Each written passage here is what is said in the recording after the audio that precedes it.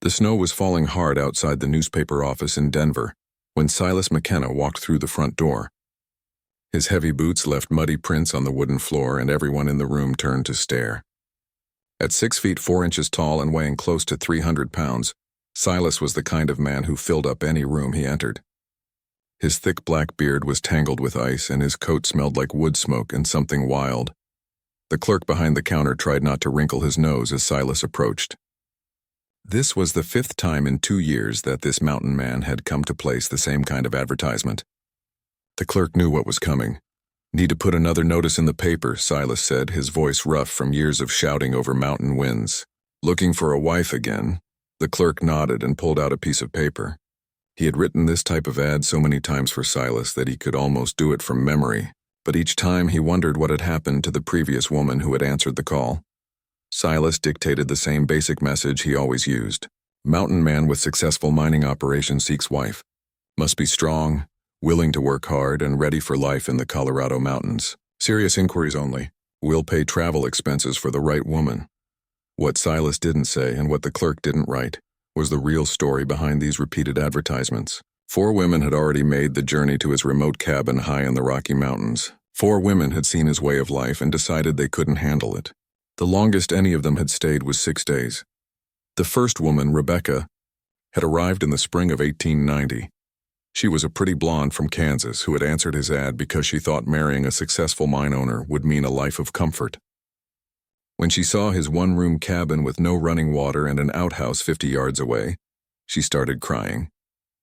When she saw how he lived, eating beans from a can and sleeping on a mattress that hadn't been changed in months, she started packing. She was gone within 3 days. The second woman, Margaret, lasted almost a week. She was tougher than Rebecca and actually tried to clean up his place.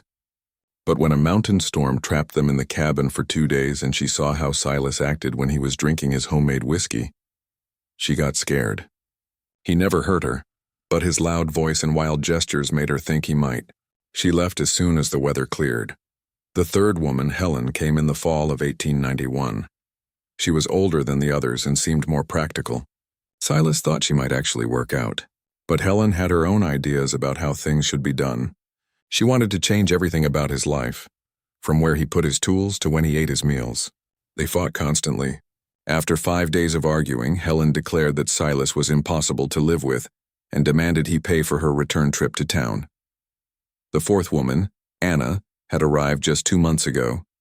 She was quiet and seemed willing to adapt to mountain life. For a few days, Silas thought his luck had finally changed, but Anna was too quiet. She barely spoke, jumped whenever he made a sudden movement, and seemed terrified of everything about mountain living.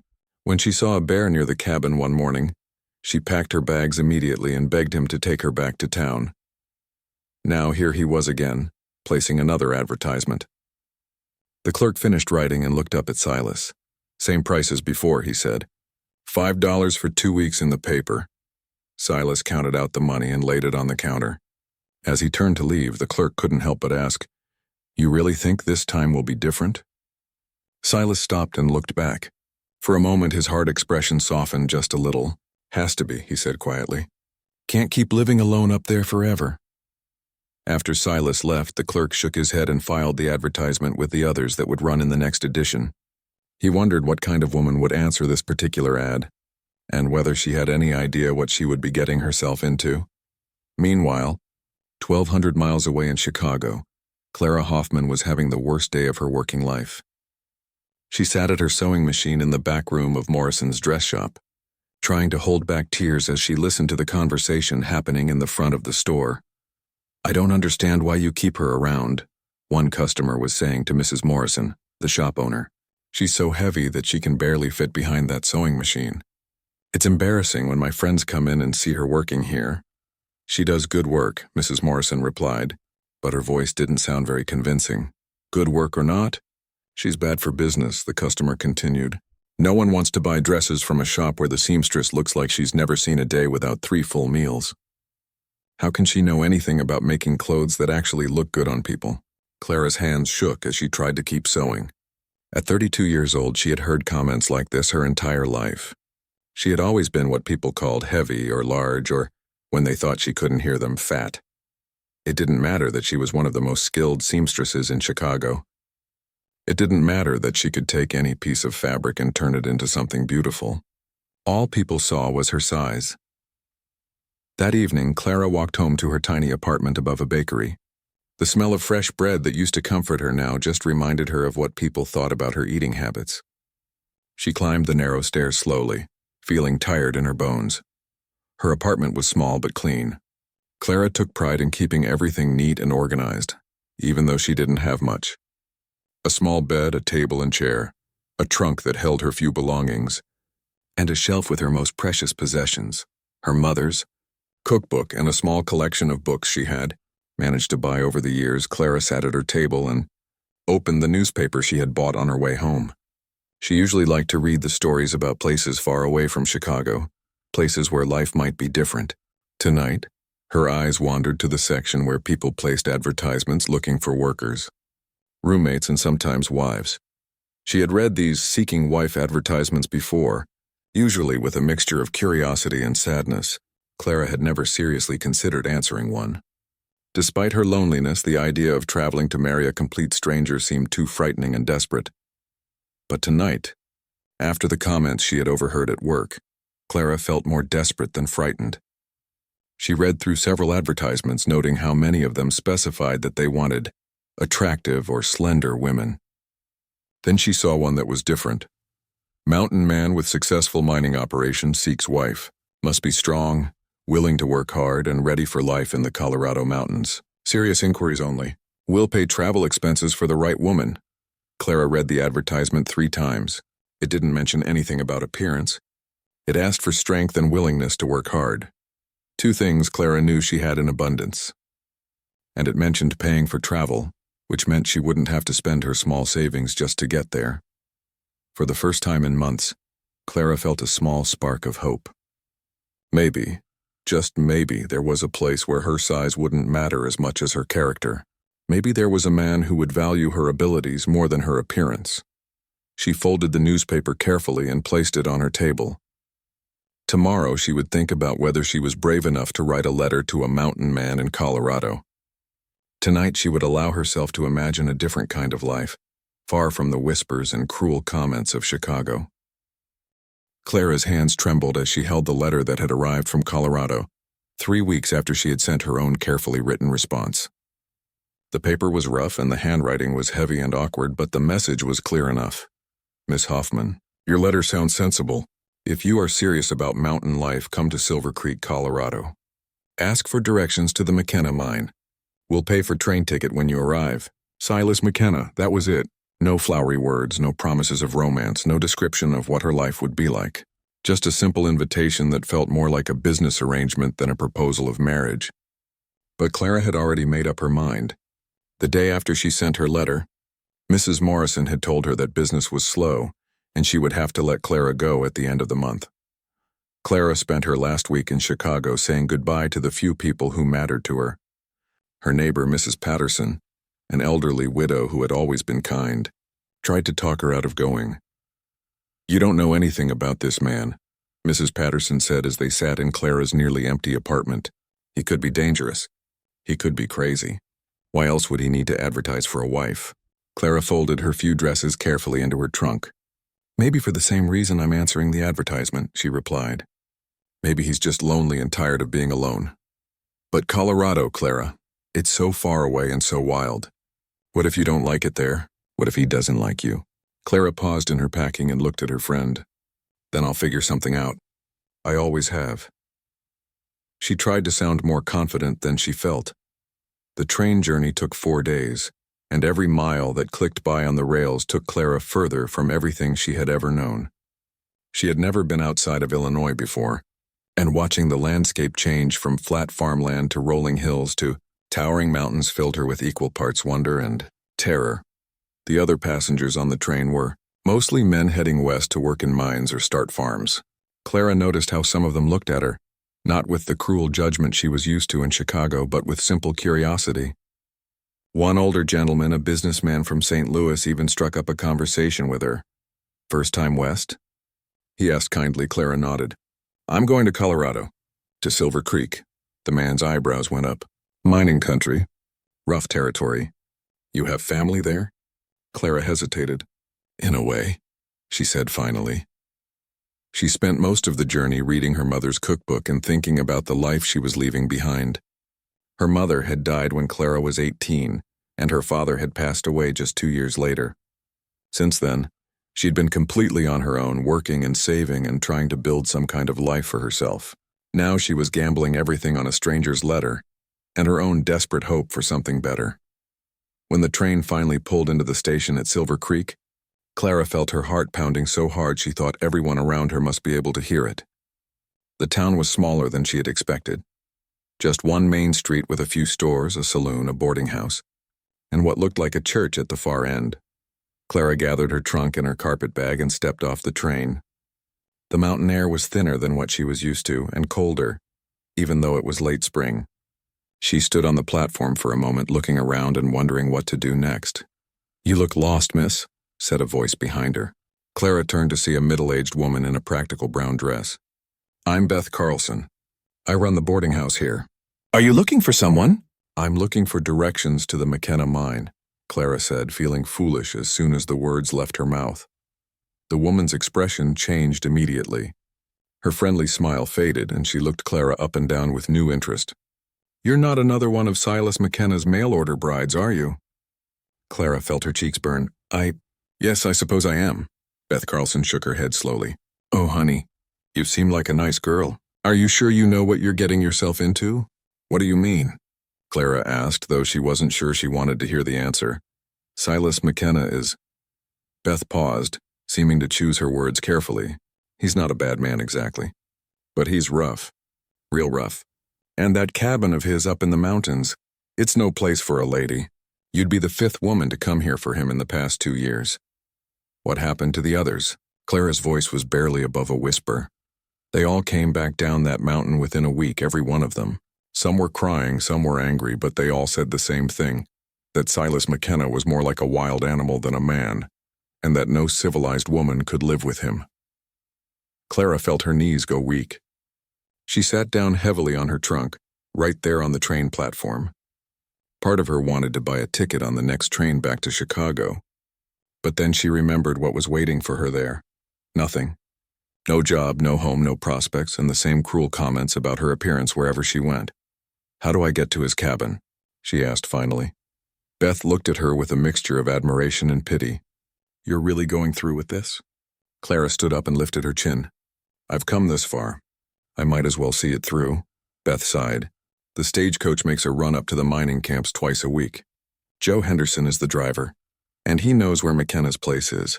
But honey, Joe's going to try to talk you out of it too. Everyone in this town has seen those other women come back down." Clara found Joe Henderson loading supplies into his stagecoach behind the general store. He was a grizzled man in his 60s with kind eyes and hands that spoke of years of hard work. "You're McKenna's latest bride," he said when Clara introduced herself. It wasn't a question. "Yes, sir, I am." Joe shook his head. "I don't understand it. Silas keeps placing those advertisements and women keep coming and they all leave. What makes you think you'll be any different?" Clara looked up at the mountains that surrounded the little town. They were beautiful and terrifying, covered with snow even in late spring. "Maybe I won't be different," she said honestly. "But maybe I will be. Either way, I need to find out." Joe studied her face for a long moment. Then he nodded. "All right then. Load your things in the back. But I'm warning you, it's a rough ride up that mountain, and what you'll find at the top is rougher still. Silas McKenna hasn't had a conversation with another human being for months at a time. He's forgotten how to act around people, especially women." As they began the winding journey up the mountain, Joe continued to share stories about Silas McKenna. Some of the stories made him sound dangerous. Others made him sound sad and lonely. All of them made Clara wonder what she had gotten herself into. "He wasn't always like this," Joe said as they navigated a particularly steep section of the trail. "Used to be married, had a family. But there was a fire years ago. Lost everything. That's when he came up here to the mountains and just stayed." Clara felt something twist in her chest. She understood loss. She understood being alone. Maybe that was something she and Silas McKenna would have in common. The cabin appeared suddenly as they rounded a bend in the trail. It was small and looked like it had been built from whatever materials were handy. Smoke was coming from the chimney, but the yard around the cabin was cluttered with mining equipment, empty bottles, and what looked like animal bones. Joe stopped the stagecoach and looked back at Clara. "Last chance to change your mind," he said quietly. Clara looked at the cabin and took a deep breath. "Thank you for the ride, Mr. Henderson." As Joe unloaded her trunk, the cabin door opened.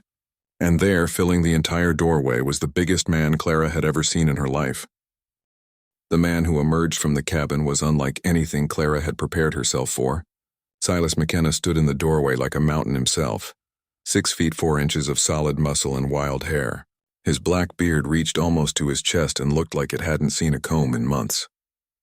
His clothes were stained with dirt, grease, and what Clara hoped was just food. The smell that drifted toward her was a mixture of unwashed body, wood smoke, and something that reminded her of the animal cages at the zoo back in Chicago. Joe Henderson cleared his throat nervously. "Silas, this here is Miss Clara Hoffman. She came on the train today." Silas stepped out of the cabin and walked toward them with heavy, deliberate steps. His eyes were small and dark, almost hidden beneath thick eyebrows. When he looked at Clara, she felt like he was examining a piece of equipment he might or might not decide to buy. "You're bigger than the others," he said finally. His voice was deep and rough, like rocks scraping together. Clara felt her face burn with embarrassment, but she forced herself to stand straight. "Yes, I am." "Good." The skinny ones couldn't handle the work. Joe shot Clara a look that clearly said, "I told you so," but he helped unload her trunk without saying anything more. As soon as her belongings were on the ground, he climbed back onto his stagecoach. "I'll be back this way in 3 days," he said to Clara, his meaning clear. He expected she would be ready to leave by then, just like all the others. Clara watched the stagecoach disappear down the mountain trail, taking with it her last connection to the civilized world. When she turned back to Silas, he was already picking up her trunk like it weighed nothing at all. "Come on," he said, walking toward the cabin. "Daylight's burning." Clara followed him inside and her heart sank. The cabin was even worse than it had looked from the outside. It was one large room with a stone fireplace at one end and a bed at the other. The floor was covered with dirt, animal fur, and things Clara didn't want to identify. Empty whiskey bottles were scattered everywhere.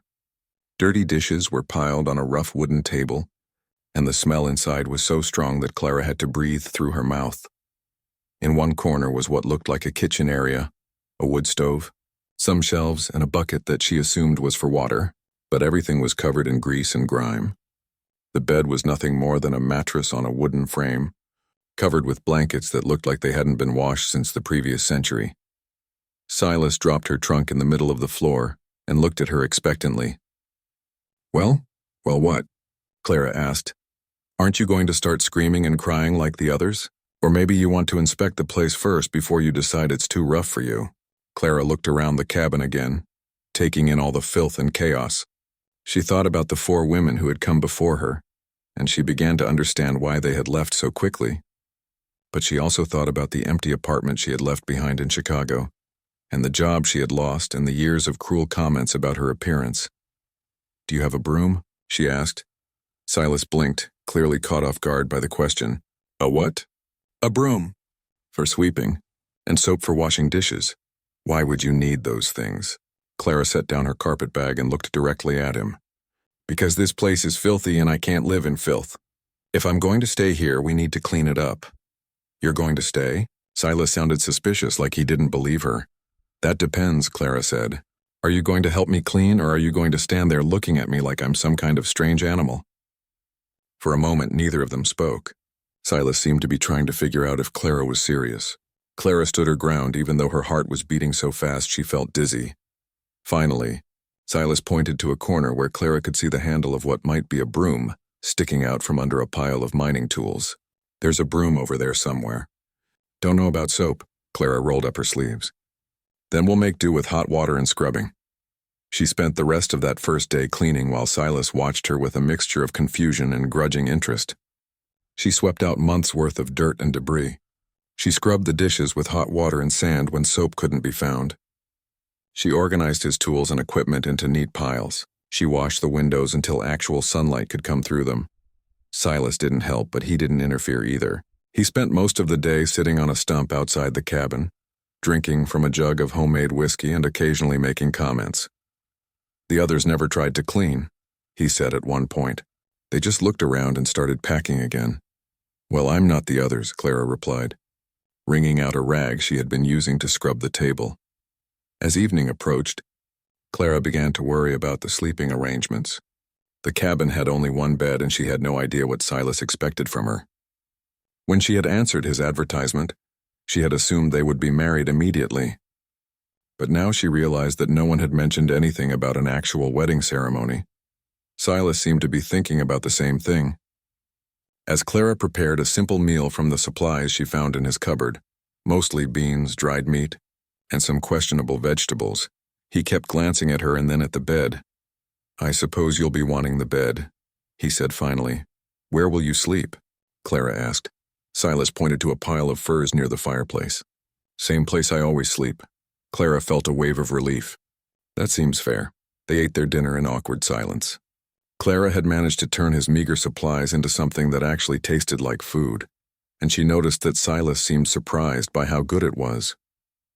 He ate 3 helpings and kept looking at her like he couldn't quite figure out what she was. After dinner, Clara retrieved her mother's cookbook from her trunk and sat by the fireplace to read. Silas continued drinking and watching her. What's that? He asked, pointing at the book. My mother's cookbook. She wrote down all her recipes before she died. You can read? Clara looked up, surprised by the question. Of course I can read. Can't you? Silas shrugged. Some. Never had much use for it up here. Clara went back to her book, but she could feel him still watching her. After a while, she became aware that his drinking was affecting his behavior. His movements became more exaggerated and his voice got louder.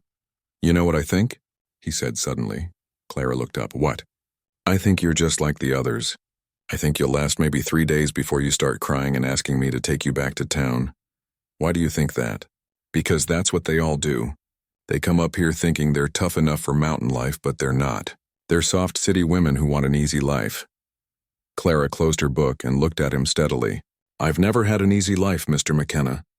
And I didn't come here because I thought it would be easy. I came here because I had nowhere else to go. What's that supposed to mean? Clara hesitated, then decided to be honest. It means I lost my job because the customers didn't like having a fat seamstress making their clothes. It means I've spent my whole life listening to people talk about how ugly and undesirable I am. It means that your advertisement was the first time in years that someone offered me a chance at something different. Silas stared at her for a long moment. You think I'm going to be different? You think I'm going to treat you better than those city folks did? I don't know, Clara admitted, but I'm willing to find out. That night, Clara lay on the uncomfortable mattress and listened to Silas snoring by the fireplace. The mountain sounds outside were strange and sometimes frightening. Owls hooting, branches creaking in the wind, and occasionally something that sounded like a large animal moving through the trees. She thought about the women who had slept in this same bed before her. She wondered what had finally driven each of them away. Was it the isolation, the primitive living conditions, or was it Silas himself? This rough, angry man who seemed to have forgotten how to interact with other human beings. But as Clara drifted off to sleep, she found herself thinking not about leaving, but about staying. For the first time in years, no one had made cruel comments about her appearance. Silas had noticed that she was larger than the other women, but he had seemed to think it was an advantage rather than a flaw. Maybe, just maybe, this strange arrangement could work out after all. By the 3rd morning, Clara had settled into a routine that felt almost normal. She woke early, started the fire, and prepared breakfast while Silas got ready for his work at the mine. He would grunt his approval at the food she cooked, grab his tools, and disappear up the mountain for most of the day. Clara spent her time continuing to clean and organize the cabin, mending his torn clothes, and trying to figure out how to make their meager supplies stretch into decent meals. It was a lonely existence, but Clara had been lonely before. At least here, her loneliness served a purpose. Every improvement she made to the cabin felt like a small victory. Every meal that made Silas pause and look surprised gave her a sense of accomplishment. But on the 3rd evening, everything changed. Silas came home from the mine later than usual, and Clara could tell immediately that he had been drinking. His movements were unsteady and his eyes had a wild look that made her nervous. She had prepared dinner as usual, but when she set it in front of him, he barely looked at it. Instead, he kept staring at her with an intensity that made Clara's skin crawl. She tried to go about her normal evening routine, cleaning up after dinner, preparing things for the next day, but she could feel his eyes following her every movement. "The other women," he said suddenly, his words slightly slurred. "They were prettier than you." Clara's hand stilled on the dish she was washing. "I'm sure they were. But they were weak. Useless, couldn't cook, couldn't clean, couldn't do anything but complain." Clara didn't respond. She had learned that it was better to let Silas talk when he was drinking rather than engage with him. "You're different," he continued. "You're strong. You work hard. You make good food." "Thank you," Clara said quietly. "I think it's time we talked about why you're really here." Clara turned around to face him. "What do you mean?" Silas stood up from the table, swaying slightly. "I mean, it's time we talked about being husband and wife. Real husband and wife." Clara's heart started beating faster. She had known this conversation would come eventually, but she had hoped it would happen when Silas was sober, and they could discuss it like reasonable adults. "I think we should wait," she said carefully. "We barely know each other." "Wait for what?" Silas took a step toward her. "I paid for you to come here. I'm feeding you, giving you a place to sleep. You owe me." The word owe hit Clara like a slap. She had spent her entire life having people tell her what she owed them. Her appearance, her gratitude, her silence. She had come to this mountain hoping to find something different. "I don't owe you anything," she said, her voice steadier than she felt. "I'm working for my keep. I'm cooking and cleaning and mending your clothes." "That's what we agreed to." "That's not all we agreed to," Silas said, moving closer. "You came here to be my wife. That means sharing my bed." Clara backed toward the corner where she kept her trunk, but there wasn't much room to retreat in the small cabin. Being your wife means a lot more than just sharing your bed. It means respect and trust and caring about each other. "We're not there yet." Silas's expression darkened. "Respect, trust? You think those other fancy ladies who ran away showed me respect? You think I should trust someone who's probably just looking for a chance to leave like all the others?" "I'm not like the others," Clara said firmly. "Then prove it." Silas reached out and grabbed her arm, his fingers digging into her flesh. "Stop acting like you're too good for me." Clara looked down at his hand on her arm, then back up at his face. For a moment, she felt the same fear that had probably driven away the 4 women before her. Silas was twice her size and much stronger. If he decided to force the issue, there wasn't much she could do to stop him. But then she thought about all the times in her life when people had made her feel small and powerless. She thought about all the cruel comments, all the dismissive looks, all the times she had been made to feel like she should be grateful for whatever scraps of kindness people threw her way. She was tired of being afraid. She was tired of being pushed around. "Let go of me," she said quietly. "Or what?" Silas tightened his grip. Clara's response was swift and decisive. She grabbed the cast-iron skillet she had been using to cook dinner and swung it with all her strength. It connected with Silas's shoulder with a solid thunk that sent him stumbling backward. "Or that?" she said, holding the skillet ready to swing again. Silas stared at her in shock, rubbing his shoulder. In all his years of living alone on the mountain, no one had ever dared to hit him. The 4 previous women had either cowered in fear or run away crying. None of them had fought back. "You hit me," he said, sounding more surprised than angry. "I certainly did. And I'll hit you again if you put your hands on me without permission. I'm twice your size, and I have a cast-iron skillet, plus a whole kitchen full of other things I can throw at you if necessary." They stared at each other for a long moment. Clara's heart was pounding so hard she was sure Silas could hear it, but she kept the skillet raised and ready. She was terrified, but she was also angry enough that the fear didn't matter. Finally, Silas stepped back. "You're crazy. Maybe I am. But I'm not weak, and I'm not desperate enough to let you treat me like an animal." Silas sat down heavily on his usual stump. The alcohol and the surprise of Clara's resistance seemed to have sobered him up considerably. "The others never fought back." "Well, I'm not the others. I told you that yesterday. So what do you want from me?" Clara lowered the skillet but didn't put it down. "I want you to treat me like a person. I want you to remember that I chose to come here, which means I can also choose to leave. And I want you to understand that if there's ever going to be anything more than just cooking and cleaning between us, it will happen. Because we both want it to, not because you think you can force it." Silas looked at her with a mixture of confusion and something that might have been admiration. "You really would leave?" "In a heartbeat." even though you said you had nowhere else to go. Clara considered the question seriously. I'd rather have nowhere to go than stay somewhere I'm not treated with basic respect. Silas was quiet for a long time, staring into the fire. When he finally spoke, his voice was different, less aggressive, more thoughtful. I haven't had a real conversation with another person in almost 2 years, he said. I've forgotten how to act around people, especially women. Then you need to remember, Clara said, because I'm not going anywhere unless you give me a reason to. What if I can't remember? What if I'm too set in my ways? Clara finally put down the skillet and looked at him directly. Then you'll spend the rest of your life alone on this mountain, placing advertisements for wives who will never stay. Something in Silas's expression shifted.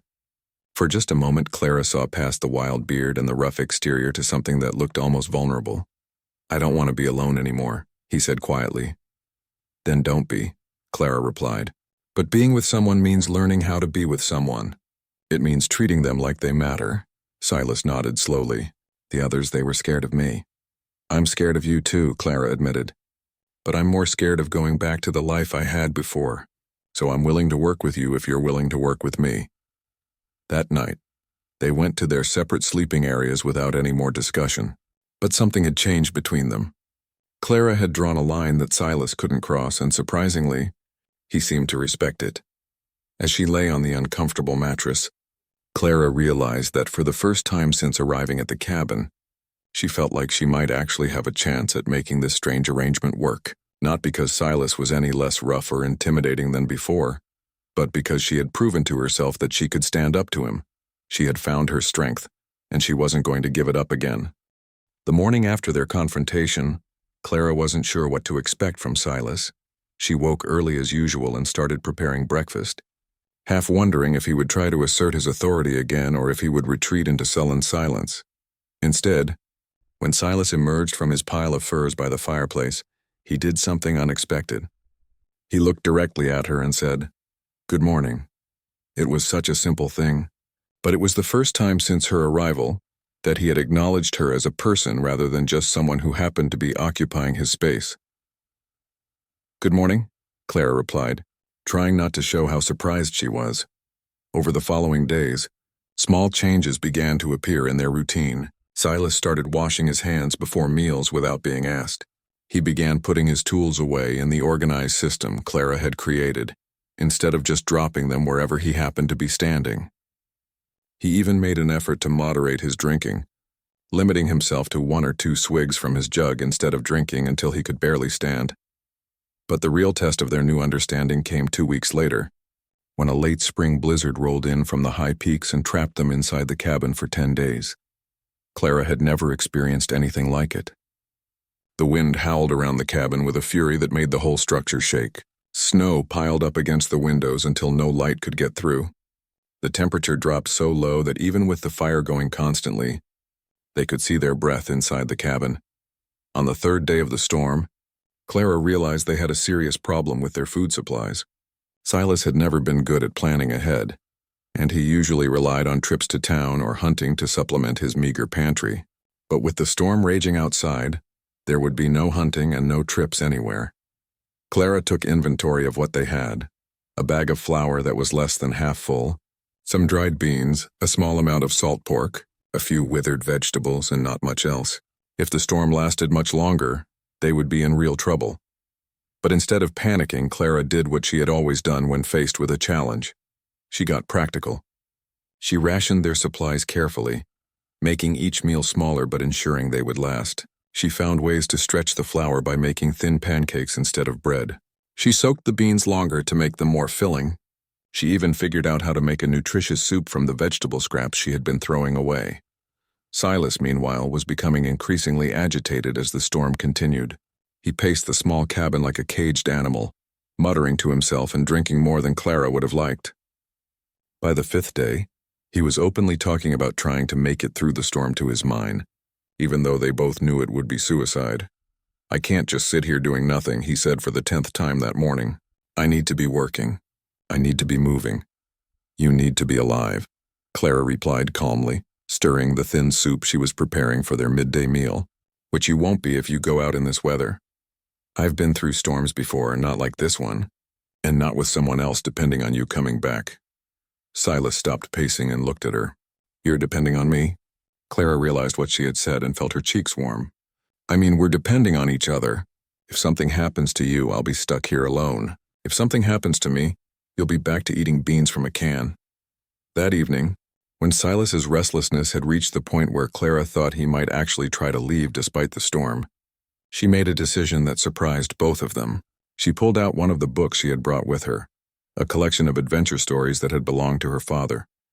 Would you like me to read to you? She asked. Silas stared at her like she had suggested something completely foreign. Read to me? It might help pass the time, and it might help you stop thinking about the storm. I don't know.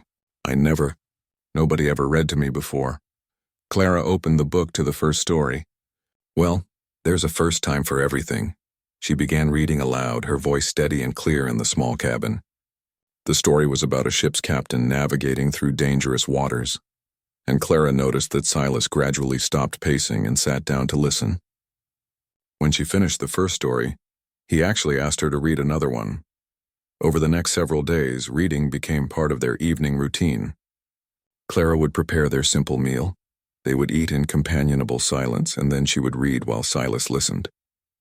She noticed that he asked questions about words he didn't know, and sometimes he would ask her to explain parts of the story that confused him. You're smart, he said one evening after she had finished a particularly complex tale about explorers in Africa. Smart enough, Clara replied. No, I mean really smart. Smarter than me. Clara looked at him thoughtfully. You're smart too. You just use your intelligence differently. I couldn't do what you do. Find silver in a mountain, build a mine, survive up here alone. That takes a different kind of smart. Silas seemed to consider this. The other women, they acted like I was stupid. Like because I don't read books and live in a cabin, I must not know anything. Well, I'm not the other women. No, Silas agreed. You're not. As the storm continued, Clara began to see different sides of Silas that his rough exterior had hidden. He was actually quite observant. He could predict changes in the weather by subtle signs that Clara never would have noticed. He had an intuitive understanding of how things worked that came from years of solving practical problems on his own. And despite his gruff manner, he was surprisingly considerate in small ways, making sure she had the warmest spot by the fire, giving her the last of the coffee even though she knew he wanted it himself.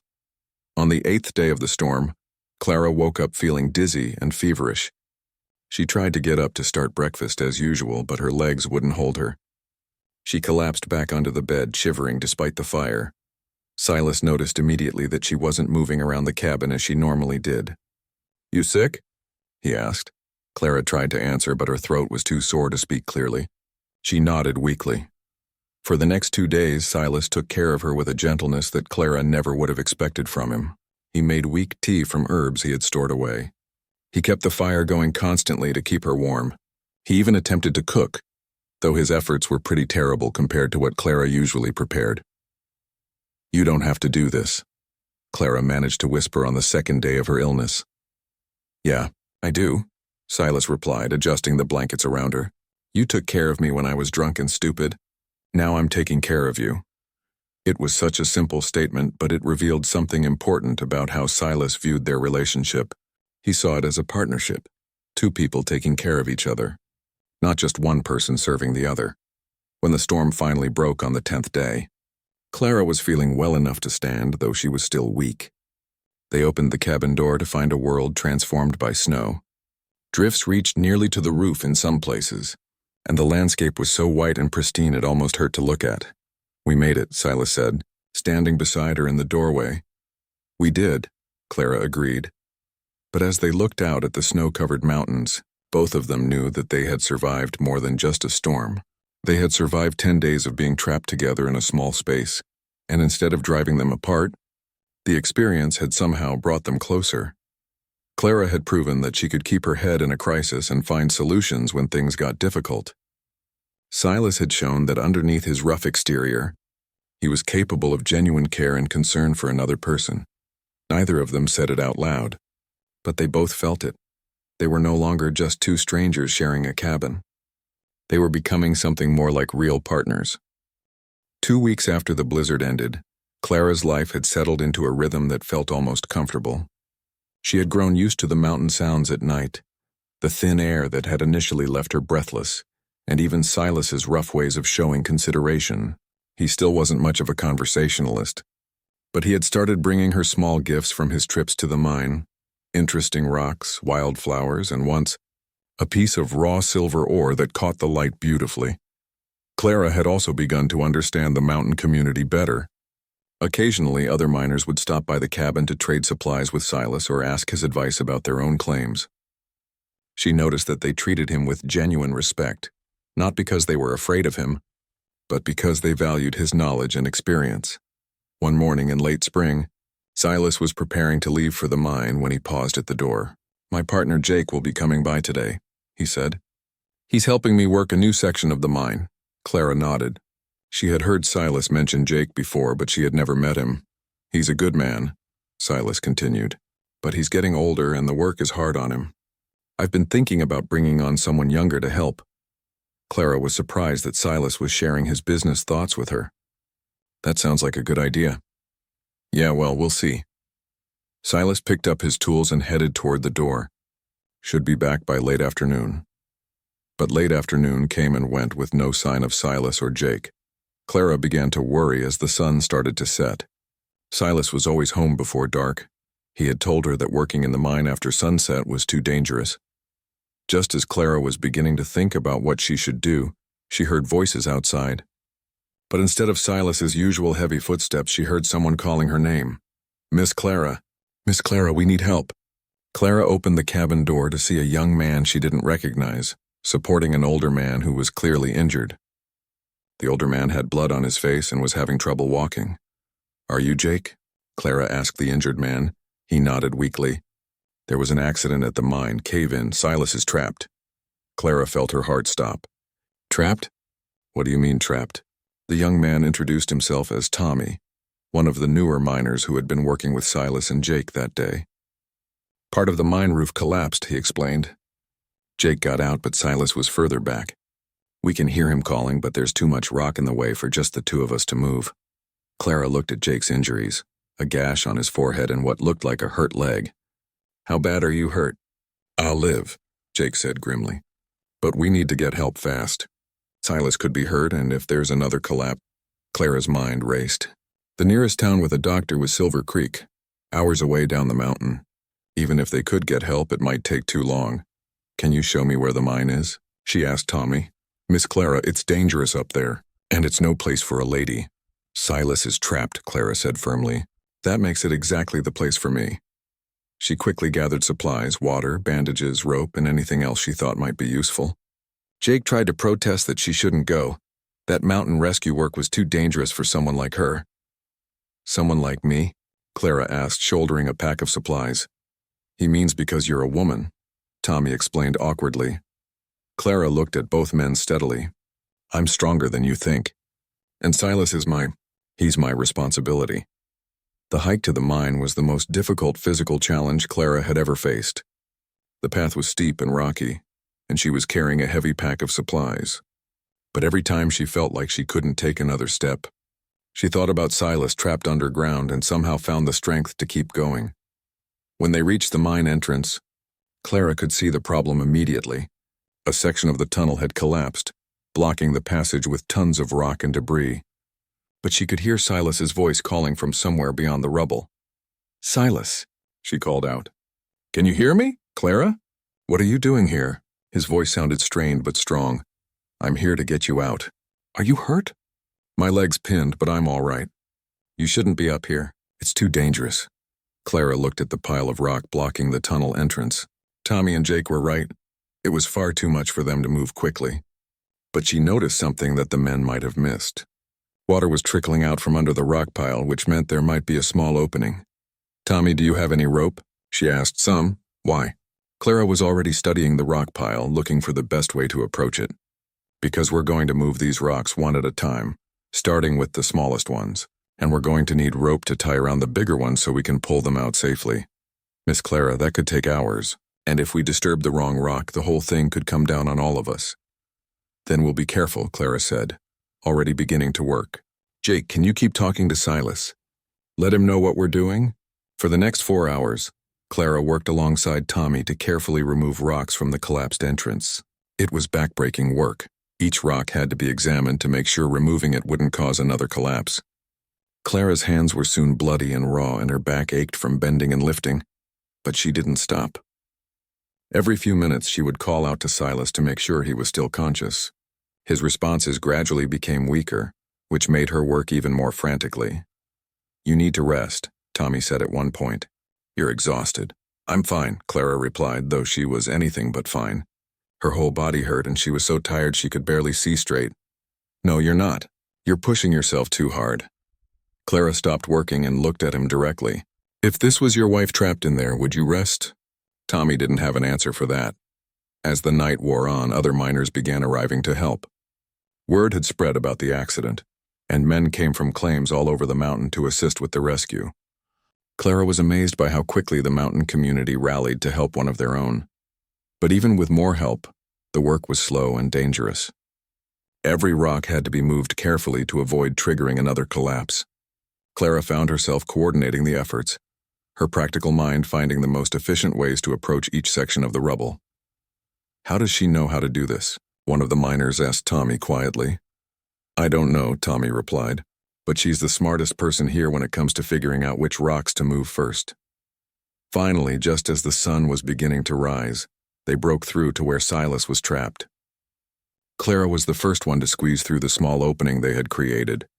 She found Silas pinned under a large beam, conscious but clearly in pain. His leg was trapped and he had a cut on his head, but he was alive. "You came for me," he said, looking at her with wonder. "Of course I came for you," Clara replied, already examining his injuries. "Did you think I was going to leave you here?" It took another 2 hours to safely extract Silas from the collapsed tunnel. By the time they got him outside, Clara was so exhausted she could barely stand. But she insisted on helping to carry him down the mountain to where a wagon could take him to the doctor in Silver Creek. The 8-hour trek down the mountain was a blur of exhaustion and determination. Clara's legs felt like they might give out at any moment, but she kept pace with the men carrying Silas. She had proven something to herself and to everyone, else that day she was far stronger than anyone had given her credit for. When they finally reached Silver Creek and got Silas to the doctor, the whole town had heard about the rescue. People came out of their shops and homes to see the woman who had helped coordinate the effort to save the mountain. Man who had seemed so frightening and unapproachable. "I heard you worked all night to get him out," said Beth Carlson, the boarding house owner who had warned Clara about Silas when she first arrived. "We all did," Clara replied modestly. "But they're saying you were the one who figured out how to move the rocks safely. They're saying you saved his life." Clara looked through the window of the doctor's office where she could see Silas lying on a bed while the doctor examined his leg. "He would have done the same for me." Beth studied Clara's face thoughtfully. "You know, when you first came here, I thought you were making a terrible mistake. I thought Silas McKenna would eat you alive. And now? Now I think maybe he's the one who's lucky." Silas spent 3 days recovering at the doctor's office in Silver Creek before he was well enough to return to the mountain. His leg wasn't broken, but it was badly bruised and strained. The doctor said he needed to stay off it for at least a week, which meant no work at the mine. Clara had stayed in town during his recovery, sleeping on a cot in the boarding house and spending her days sitting beside Silas's bed. She had never seen him so still and quiet. Without his constant activity and work to distract him, Silas seemed almost vulnerable. On the second day, when the doctor said Silas was out of danger, he finally spoke about what had happened in the mine. "I thought I was going to die in there," he said quietly. "When that roof came down, I figured that was it. I'd be just another miner who got buried in his own tunnel." Clara was mending one of his shirts while she sat beside his bed. "But you didn't die." "No, but I kept thinking about how I'd never told you." He stopped and stared at the ceiling. "Never told me what?" Silas was quiet for a long time. "Never told you that you're the first person in years who made me remember what it feels like to not be alone." Clara's hands stilled on the shirt she was mending. "Silas, I know I'm not easy to live with.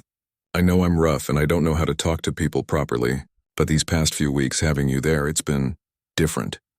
Clara set down her mending and looked at him directly. "Different how?" like maybe I'm not as much of a lost cause as I thought. When they returned to the cabin, Clara insisted that Silas follow the doctor's orders and stay off his feet. For the first few days, he was a terrible patient. He complained constantly about being useless, tried to get up and work despite his injury, and generally made Clara's life difficult. But as the week progressed, something unexpected happened. With nothing else to do, Silas began to really watch Clara as she went about her daily tasks. He noticed how efficiently she organized their supplies, how she could make a decent meal from almost nothing, how she had turned his chaotic cabin into a real home. "How did you learn to do all this?" he asked one afternoon as she prepared dinner. "Do what?" "Everything. Cooking, cleaning, organizing, making things work." Clara thought about the question. "I've been taking care of myself since I was 18.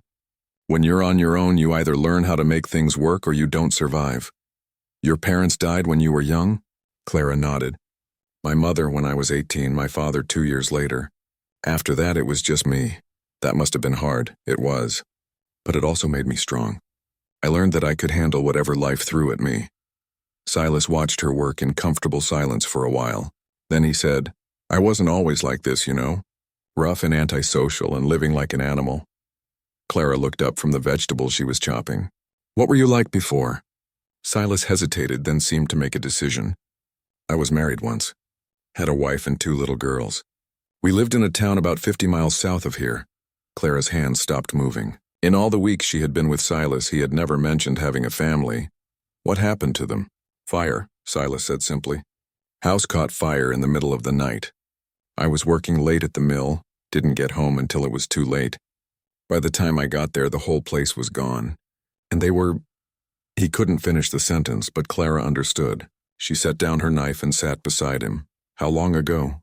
8 years. I came up to these mountains right after and just stayed. Figured if I stayed away from people, I couldn't lose anyone else."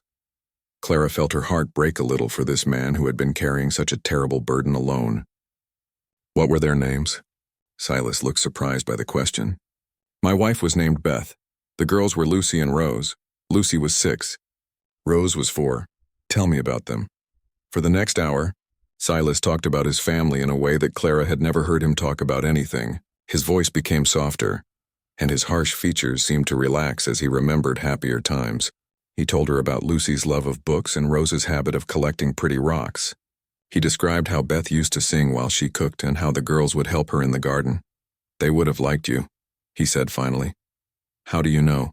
"Because you're like Beth in some ways. Strong, practical, not afraid of hard work. And you're patient with me, even when I don't deserve it." That evening, as Clara prepared for bed, she noticed that Silas was watching her with a different expression than usual. Not the wary, calculating look he had given her when she first arrived, but something warmer and more open. "Clara," he said as she was brushing her hair. "Yes?" "Thank you. For coming to get me out of the mine. For taking care of me. For everything." Clara felt something shift in her chest.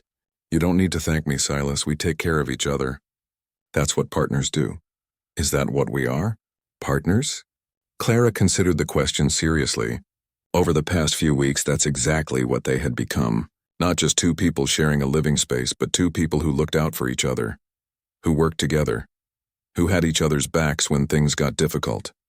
"Yes," she said finally, "I think we are." The next morning, Clara woke to find that Silas had already gotten up and started the fire. When she emerged from behind the blanket she had hung to give herself some privacy while dressing, she found him attempting to make breakfast. "You're supposed to be resting your leg," she said. "Leg feels fine. And I figured it was time I learned how to cook something besides beans and jerky." Clara watched in amusement as Silas struggled with the simple task of making pancakes. He had the basic idea right, but his execution left much to be desired. The first batch burned on the bottom while staying raw on top. "Here," Clara said, moving to stand beside him at the stove. "You're cooking them too fast. Turn the heat down and give them more time." As she guided his hands to flip the pancakes properly, Clara became aware of how close they were standing. She could smell the soap he had started using regularly, could see the careful way he had trimmed his beard, could feel the warmth of his body next to hers. When Silas turned to look at her, their faces were only inches apart. For a moment, neither of them moved. Then slowly and carefully, Silas leaned down and kissed her. It was a gentle kiss, tentative and questioning. When he pulled back, he looked at her anxiously, as if he was afraid he had made a mistake. "Was that all right?" he asked quietly. Clara smiled. That was more than all right. From that day forward, their relationship began to change in ways both small and significant. Silas started sharing more stories about his past, and Clara began to understand the man he had been before tragedy changed him. They worked together more as true partners, making decisions together about everything from meal planning to improvements to the cabin. Most importantly, they began to trust each other completely. Clara trusted that Silas would never hurt her or try to force her into anything she didn't want. Silas trusted that Clara wouldn't abandon him when things got difficult. It wasn't the romantic courtship that Clara had sometimes imagined as a young woman. But it was something more solid and real, a partnership built on mutual respect, shared experiences and genuine caring. One evening, as they sat by the fire reading together, Silas was slowly learning to read better with Clara's help. He looked up from the book and said, "I love you." The words were simple and direct, just like everything else about Silas, but they carried a weight of meaning that took Clara's breath away. "I love you too," she replied, and knew that she meant it completely. They had both found something they never expected to find, not just companionship, but real love built on a foundation of respect and partnership that could weather any storm. By the time autumn arrived, Clara and Silas had been living together for nearly 6 months. Their life had settled into a rhythm that felt as natural as breathing. Silas had returned to work at the mine, but he came home every evening to a warm cabin and a meal that Clara had prepared with care. They spent their evenings reading together, planning improvements to the cabin or simply talking about their days. Clara had never been happier. For the first time in her life, she felt truly valued for who she was rather than judged for what she looked like. Silas treated her as an equal partner in every aspect of their life together. He asked her opinion on business decisions, shared his plans for expanding the mine, and made it clear that he considered her thoughts and feelings just as important as his own. Mountain community had also come to accept and respect Clara. The miners who stopped by their cabin always greeted her warmly and often asked her advice about everything from cooking to treating minor injuries. The story of how she had helped rescue Silas from the mine collapse had spread throughout the region, and people spoke of her with genuine admiration. But Clara's peaceful new life was about to face its biggest test yet. One crisp October morning, she was hanging laundry outside the cabin when she heard the sound of horses coming up the mountain trail. This was unusual. Most visitors came on foot or by mule, since the trail was too rough for horses unless you were an experienced rider. Clara shaded her eyes and looked down the trail to see an elegant carriage making its way slowly up the steep path.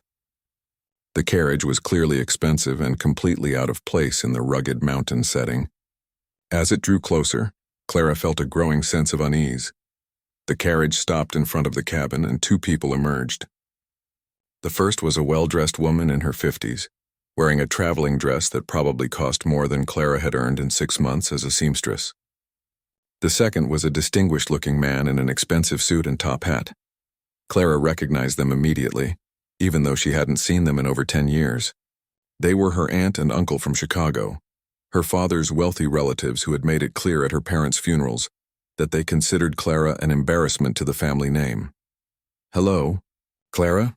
said Aunt Margaret, looking around the mountain setting with obvious distaste. "You're a very difficult person to find, Aunt Margaret." "Uncle Charles." Clara's voice was steady, but her heart was beating fast. "What are you doing here?" Uncle Charles stepped forward, his expression a mixture of concern and condescension. "We're here to rescue you from this unfortunate situation, my dear. When we heard about your circumstances, we knew we had to intervene." "My circumstances?" Aunt Margaret pulled out a letter and waved it in the air. "We received a most disturbing correspondence from a Mrs. Morrison in Chicago. She told us that you had lost your position and had gone west to become a mail-order bride to some rough mountain man. We simply couldn't allow a member of our family to sink to such depths." Clara felt her temper starting to rise, but she kept her voice calm. "I wasn't aware that you considered me a member of your family. At my father's funeral, you made it quite clear that you wanted nothing to do with me." "That was different," Uncle Charles said dismissively. "You were young and emotional then. But this situation calls for family intervention." We're here to take you back to Chicago where you belong. I belong here, Clara said firmly. Aunt Margaret laughed, a sound full of disbelief. Here in this wilderness? Living in a shack with some crude miner? Really, Clara, surely even you can see how inappropriate this all is. At that moment, Silas appeared around the corner of the cabin. He had been working on repairs to their small barn and had heard voices. When he saw the elegant visitors, he paused, taking in the situation quickly. Clara felt a moment of anxiety. She knew how Silas must look to her relatives. His work clothes were dirty from his morning labor. His hands were stained with grease and dirt, and his appearance was exactly what they would expect from someone they considered beneath their social station. But Silas surprised her. Instead of retreating or acting defensive, he calmly walked over to stand beside Clara. He had clearly taken a few moments to wash his hands and face, and he carried himself with quiet dignity. "You must be Clara's relatives from Chicago," he said politely. "She's told me about you." "I'm Silas McKenna." Uncle Charles looked Silas up and down with obvious disapproval. "Yes, well, Mr. McKenna, we've come to take Clara home where she belongs." "This is her home," Silas replied simply. Aunt Margaret sniffed. "This hovel? This primitive cabin in the middle of nowhere? Surely you can't expect a woman of Clara's background to live like this permanently." Clara stepped forward. "My background? You mean my background of working for a living and taking care of myself? My background of being rejected by polite society because I don't fit their narrow definition of what a woman should look like." "Now see here," Uncle Charles began. "We're here to help you. We're prepared to take you back to Chicago, set you up in a nice apartment, perhaps find you suitable employment. You could have a respectable life." "I have a respectable life," Clara said, her voice rising. "I have a home, and work that matters, and a man who values me for who I am rather than what I look like or how much money I have." Aunt Margaret's expression turned pitying. "Oh, my dear girl, you can't possibly believe that this arrangement is anything more than temporary. Men like this don't marry women like you. They use you for housekeeping and cooking until something better comes along." Clara felt Silas tense beside her, but his voice remained calm when he spoke. "Ma'am, I think you've misunderstood the situation. Clara and I are partners in every sense of the word. She's not my housekeeper, she's my equal." "Equal?" Uncle Charles scoffed. "How can she be your equal? She's educated, comes from a good family, has refined sensibilities. You're a laborer." "You're right," Silas said, surprising everyone. "Clara is better educated than me. She's smarter than me in a lot of ways. She's kinder, more patient, and more capable than I am. So I guess you're right that we're not equal. She's better than me. But for some reason, she chooses to stay with me anyway." Clara felt her heart swell with love and pride. Silas had just stood up to her wealthy, intimidating relatives with quiet dignity and complete honesty. "This is ridiculous," Aunt Margaret declared. "Clara, be sensible. Come back with us now. We have a carriage waiting, and we can be back in Denver by tomorrow evening. You can put this whole embarrassing episode behind you." Clara looked at her aunt and uncle, then at Silas, then at the cabin they had built into a real home together. She thought about the life she had left behind in Chicago, the loneliness, the cruel comments, the constant feeling that she wasn't good enough. Then she thought about the life she had built here, the respect of the mountain community, the satisfaction of work that mattered, and most importantly, the love of a man who saw her true worth. "No," she said clearly. "No?" Uncle Charles looked genuinely shocked. "What do you mean, no?" "I mean, no, I won't come back to Chicago with you. This is my home now. Silas is my family now. I'm not going anywhere." Aunt Margaret's face flushed red. "This is preposterous. You can't possibly choose this primitive existence over a civilized life in the city." "What civilized life?" Clara asked, her voice gaining strength. "You mean the life where I was fired from my job because customers didn't want to see a fat woman making their clothes? The life where I spent every day listening to people make cruel comments about my appearance? The life where I was so lonely that answering a stranger's advertisement for a wife seemed like my only option?" "But surely," Uncle Charles protested, "you understand that we're offering you something better. Respectability, security, a chance to redeem yourself."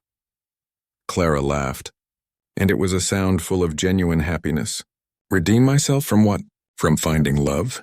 From finding a place where I'm valued and respected? From building a life with someone who sees me as a partner rather than a burden?" Silas stepped closer to Clara and took her hand. The gesture was simple but powerful, a public declaration that they stood together. "Your niece saved my life," he said to Clara's relatives. "Not just in the mine cave-in, though she did that too. She saved my life by showing me that I could be something more than just an angry, lonely man hiding in the mountains. She made me remember what it feels like to care about someone other than myself." "And he saved mine," Clara added, squeezing Silas's hand. "He gave me a place where my size doesn't matter, where my skills are appreciated, where I can be myself without apology." Aunt Margaret stared at their joined hands with obvious distaste. "This is all very romantic, I'm sure, but what about your future? What happens when you're older? What happens if he dies or abandons you? You'll be stuck here with nothing." "Then I'll figure it out," Clara said confidently, "just like I always have. But I'd rather face an uncertain future with someone who loves me than go back to a certain future of loneliness and rejection." Uncle Charles tried a different approach. "Think about the money, Clara. We're offering you financial security." "What can he offer you? A life of poverty in this wilderness?" Silas spoke up. "Actually, sir, I think there's something you should know about my circumstances." He walked over to the cabin and returned with a leather pouch. From it,